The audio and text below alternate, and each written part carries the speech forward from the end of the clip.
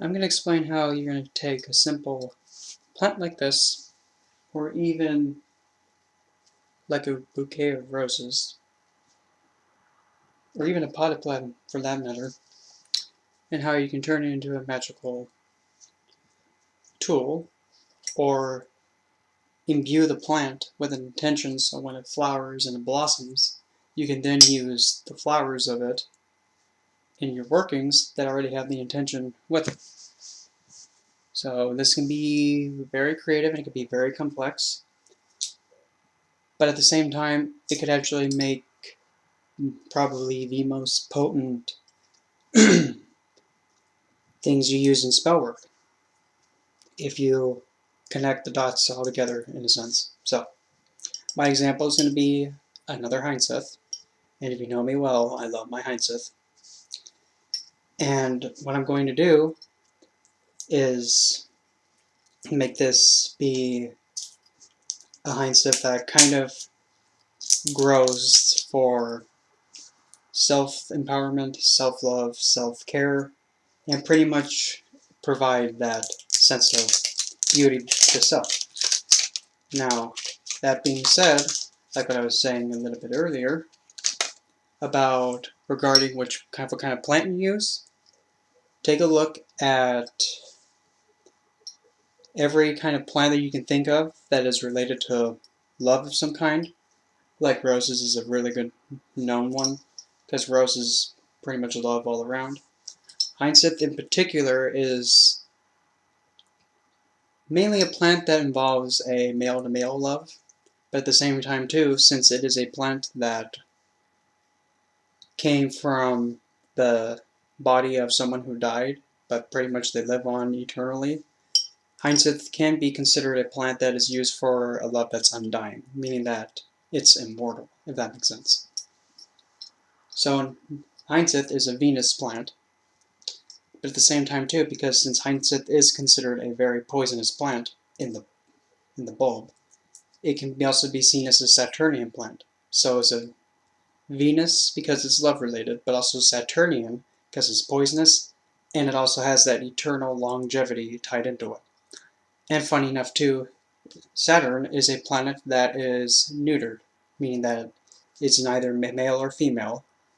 But because since Saturn is also a rebel, because of the Aquarius qualities, that also is more prone to the same gender attraction. So Hyacinth is a perfect fit for that.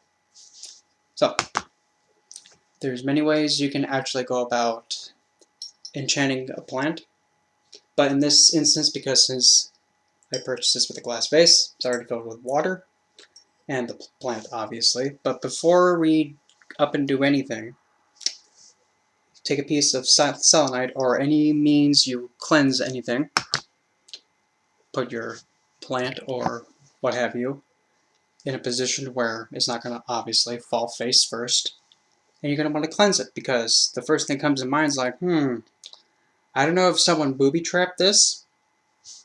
You never know with people. Might walk around and say, okay, when whoever touches this gets whatever. But in this regard, I don't know. I already took the plastic wrap off the base, so what I'm going to do is just cleanse it real quick.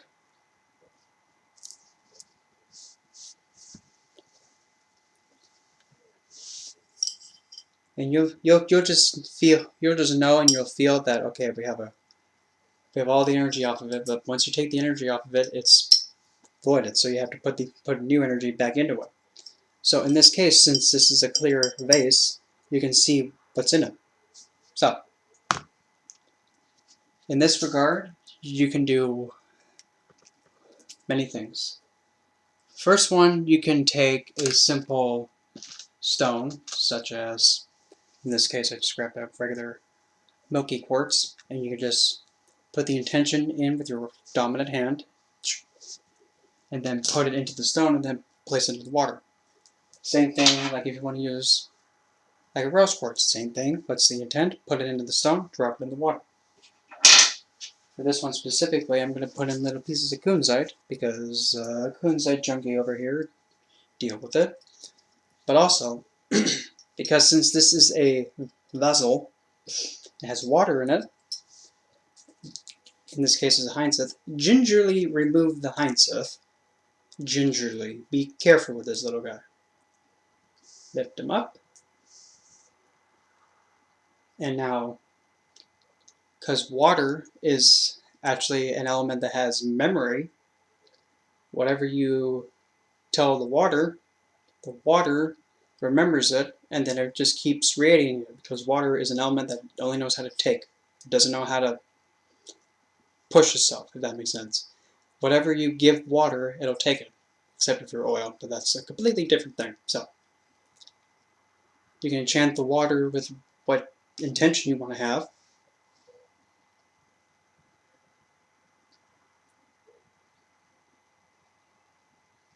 And blow it right into the water. So now the intention is in the water. And when this plant grows, the intention gets pulled by the roots up into the plant, and then it grows. And in a way, too, that intention you put in the water, as the plant grows, so does that intention that you put into it. It both also grow. That's just one of the many ways you can do this. You can also take something as simple as a Sharpie pen or a small piece of paper and make a sigil on that paper, have it activated, and then just draw it on here, put some tape over it, that way it doesn't rub off, or just a piece of paper and tape the paper on. And now that sigil is now being represented by the plant. That intention is growing with the plant, and the plant is then imbued with the intention with the floral. So, and after a while, the plant will grow, and if you take care of the plant by talking to it every day and actually saying positive things towards it, funny enough, I kid you not, it'll help the plant grow stronger and brighter and more vibrant. I've had that happen so many times. And the last 3 hyacinth I have, which are over there in a bigger vessel, pretty much the plant, after me caretaking to it like every day and just attending to it, the way that like when the stalks fell, pretty much the stalks all fell like a big, like it was coming out to like hug for an embrace. And I believe, I don't know if I have my Instagram linked, but if I don't, let me know and I'll link it. But on my Instagram, I took a picture of those 3 hyacinths having like their branches open wide as it could possibly go, and they were coming towards me. So that kind of tells you something, that the plants understand what you're telling them, and they know who's plant daddy, I guess. So when putting stones in, just bear in mind that not all stones are water friendly. Kunzite is a water friendly stone, so you may put that one in there.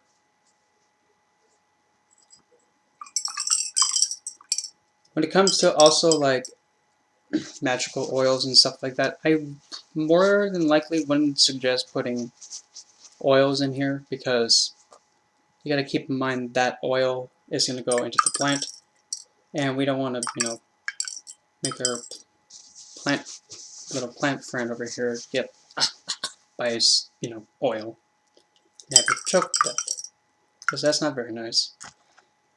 One last thing I'm going to add is also this little rose quartz heart to it.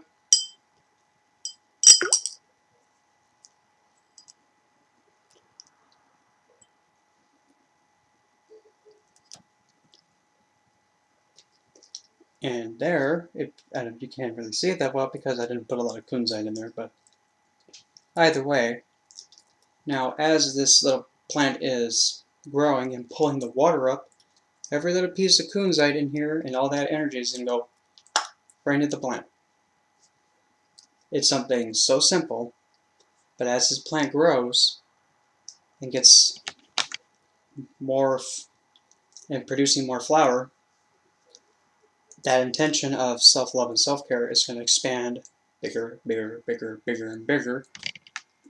And depending also what kind of color the flowers are, in this this specific Hyacinth is going to bring out, I believe, pink. I bought another Hyacinth that's going to be white. And the other ones were a violet bluish purple, and that also has significance too. So pink is pretty much the standard love color, but also green. And since pink Hyacinth, it kind of does show that very innocent, sweet, sensual, very higher form of love type of energy for the Hyacinth when it produces them. White can be said to have a more all-purpose, so with that other Hyacinth I have the white one. That one can pretty much be used for any kind of intention, and heck, if I deem fit, but that's not what I'm going to use it for. You can actually use that Hyacinth for a malefic effect because it has a Saturnian element of being toxic.